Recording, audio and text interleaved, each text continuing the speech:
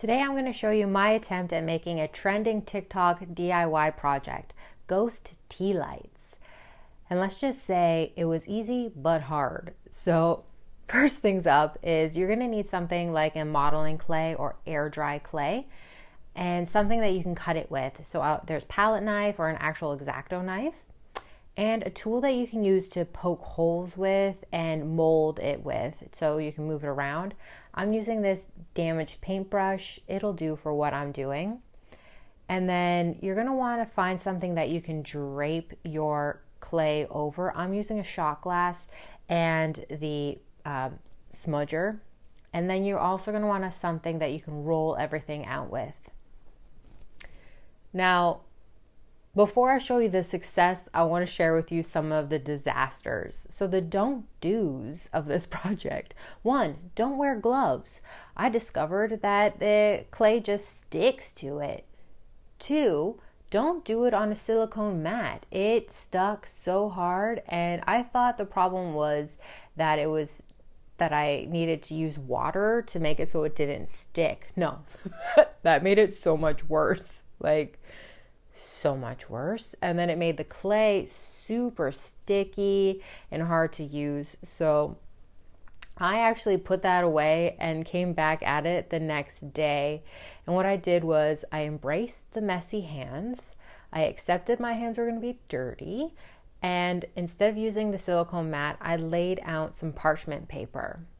That definitely made it a lot easier for me to roll it out.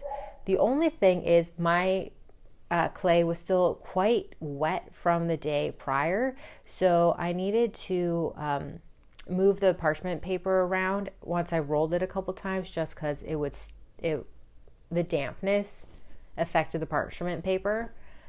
Now, at this stage, once you've rolled everything out, you can use a palette knife or an X-Acto knife to cut a circle shape. It doesn't have to be a perfect circle, but circle-like.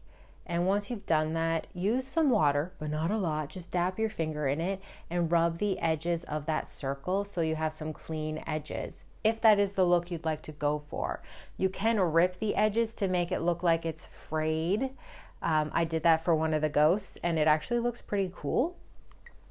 Now, once you've draped your clay over the item that you're using to mold it, put some water on your fingers and start shaping the fabric to make your classic sheet ghost.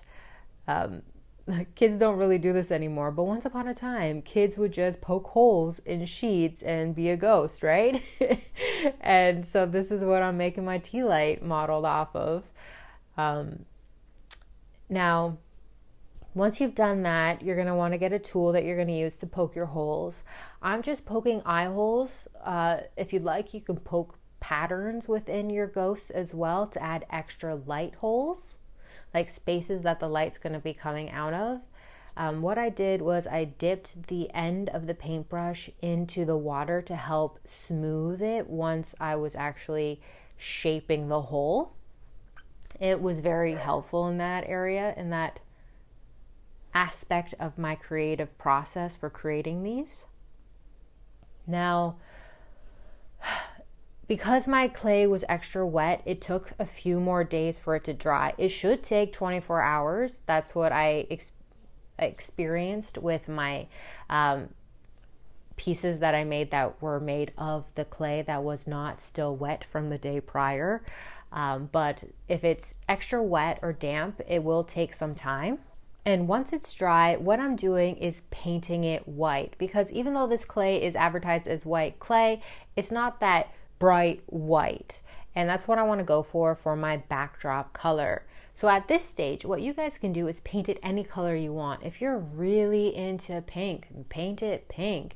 If your room that you're going to be using it in, that you're going to be decorating, has a certain theme to it, paint it to match or stand out and complement it. Do whatever you want. This is all about creating a ghost that fits your own style and is something that's fun for you to do. And you can do this with the kids, or you can do it for yourself. I mean, I'm doing it for myself.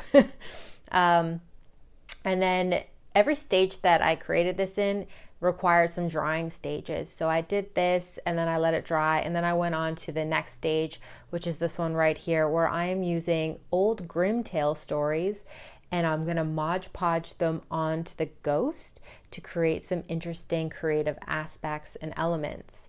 I saw a lot of TikTok videos where they were just using old napkins that have paint patterns on them that you can get like at the drugstore or the dollar store or wherever you buy napkins. But I'm Mod Podging the old books pages on there. It's just a style I like, and I personally kind of like the aspect of the fact that they're grim tales. Now, I just want to have a little disclaimer for the Mod Podge. As an individual that doesn't do well with smells and chemicals, this was very difficult for me. I had a window open in my studio and an air purifier on, and yet the smell was so strong that it stuck with me all day. Like, it was up my nose all day. But the most weirdest aspect of it is the fact that it actually made my tongue feel like I had eaten something spicy. So I had some sort of strange reaction to the Mod Podge, which is weird because I've used Mod Podge matte in the past, but this one here was glossy, so I don't understand why the glossy is any different. But I just want to share that with all of you, just in case you experience the same thing or have an issue with strong odors as well that cause migraines or anything like that. Mod Podge might not be the option for you. There are other things you can use, like paint mediums, like a matte medium that you can get from Liquitex or Golden, things like that. You could even just use everyday glue that kids use at school. That one might work as well because it's liquid and it dries fairly clear as well if you buy the clear model version. Now, at this point in time in the creative process, what I'm doing is creating this theme. I wanted my ghost to be kind of like a Grimtale fairy tale garden. So I'm using a palette knife to scrape and mix pre-made greens that I absolutely love from my favorite paint brand. And it creates this illusion of it being a garden, especially later on when you see me adding some floral colors into the mix. But as I said earlier at the beginning, make these ghosts to fit your own personal style because you're going to love them so much more that way and want to take them out every season for Halloween and put them on display. When I first saw this TikTok video showing how easy it was for the person to make them, I was like, I can do that. Then it was pure chaos and issues from the start until I stopped doing the things that caused the problems. So I originally wasn't going to share this video because I had so many problems with making it, but that's reality. Sometimes we try DIY projects, we see them online, and we're like, what? We can do that because they make it seem so easy. But then when we actually do it, it is not easy at all. So I wanted to share that with you guys today in today's video because this technically is an easy project, even though I encountered issues with it because I took all the wrong steps. So avoid wearing gloves, avoid too much water, and use surface that isn't sticky or tacky for when you're doing your rolling out of the clay. All right, I hope you enjoyed this video. I personally love my ghosts now that I've painted them and they look adorable. If you have any comments or questions, let me know in the comment section below. And until next time, stay magical.